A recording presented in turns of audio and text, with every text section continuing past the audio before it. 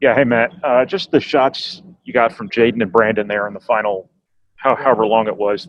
Those were two. Those were big plays for young players. Just what is it about them that I guess lends itself to those moments for them? You think? Right. Well, Jaden, obviously, it's hard as a young guy trying to kind of build your foundation as a player and knowing what's going on and still playing with confidence is really a fine line for a young guy when you're transitioning from high school to college, and it just takes some time.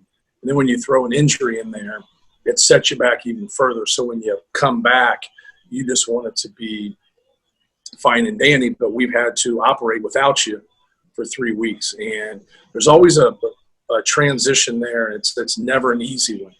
And so, he's had a couple games where he's done some good things, but the bad's probably outweighed the good. And there was a lot of frustration on his end. And just trying to talk to him and just explain to him, what's going on, here's this. But also trying to help him out of it and talk to him about, the old saying, if you don't like the hole you're in, then stop digging. Understanding you're building habits in practice. You're building habits in film work. You're building habits, good and bad.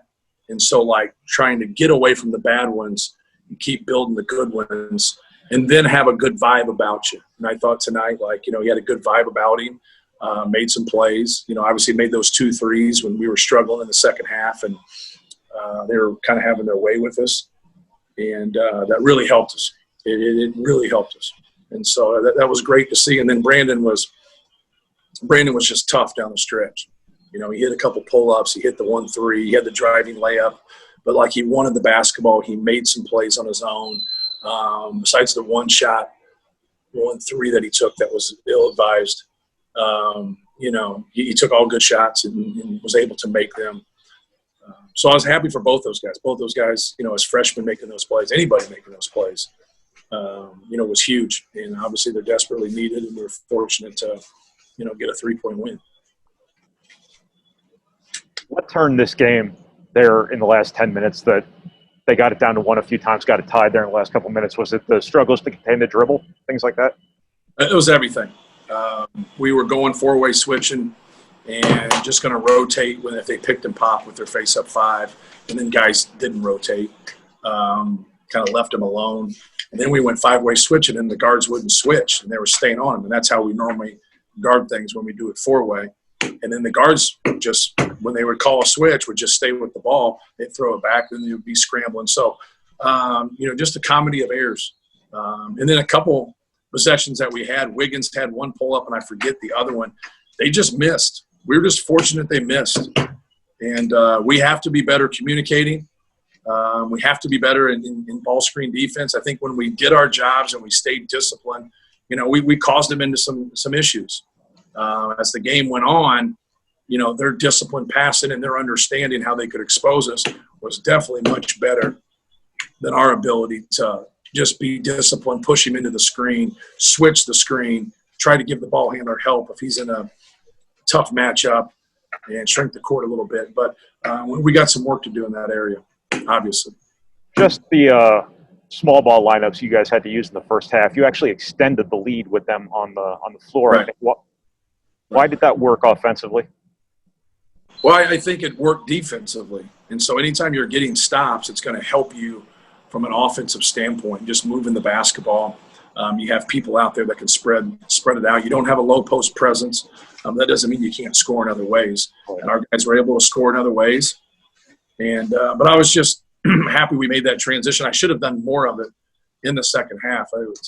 When I subbed Zach back in, I was trying to steal a basket, which we ended up getting a lob. They fouled him, and then he missed the front end of the 1-and-1. And then before I could get a dead ball and get him out, I think they scored 7 points. And that was a big mistake on my part. And I was just trying to get it. But you can't – when you only have one timeout and you can't control something and then live play happens, that's kind of part of your decision-making process, and there's a little bit of risk involved there. But I thought we really could steal a basket there, which we obviously didn't when we got fouled. But that could have really cost us, because that stretch right there, that wasn't just like 7 points, in 5 minute span. It was 7 minutes in a short amount. It seemed like a minute. just, I mean, we've asked you some kind of variation of this question every time you guys have won a close game, it feels like. But did you see any growth in your team in terms of, them kind of letting it slip away and then taking it right back or anything like that?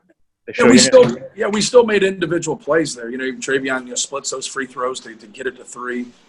Travion gets a big offensive rebound and gets fouled at the end, put back. Brandon Newman, we talked about, the plays that he made. So like we have to be more consistent. I think that would be fair. So, there's kind of a fine line there when you find ways to win.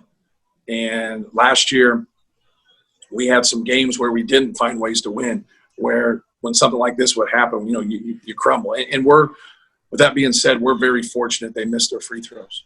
And so if you just look at that stat alone, we're very fortunate. And but we still managed to do so. And that's something that you hope can build your confidence as a group once you get back into those situations of just sticking with things, concentrating, executing, being better on the defensive end. But we were able to pull it out somehow, and happy for our guys. It's a good Christmas present. Thanks, Matt. Thank you. Carmen? First of all, Matt, Merry Christmas. Question is, coming out of Tuesday, did you feel like your guys needed to be more aggressive offensively, or was today just a result of some early shots going down and then that aggressiveness comes? I thought we needed to execute better. Some of the things that we wanted to do from an execution standpoint against Iowa, we did not do. And that had taken nothing away from Iowa because obviously they're a great team. But we just didn't do some things that we really had worked on and talked about that we need to do against anybody. Everybody's going to guard things differently. Some people mix up their coverages, but a lot of people stick to what they're doing. And then we had discussed some things, how we want to handle things. And I thought today we did a better job of that. I thought that was the offensively kind of the underlining, piece that we needed to, keep a focus on of just, hey, let's execute, let's get a shot, we're still getting some pretty good opportunities that we're messing up offensively. We're getting some drives to the rim. We're getting around the rim on some post-ups that we're not finishing. But, no one's trying not to finish. But if you're doing the things you're necessarily, how you're actually screening somebody. That's what's going to jar people loose. Being an actor in your sets, being able to get initial catches, those things are, once you can get into what you want to run, good things are going to happen, in my opinion. But if you can't get into it, then now you got to freelance. Anytime against Iowa, we had to not get into something. We had to freelance. We struggled.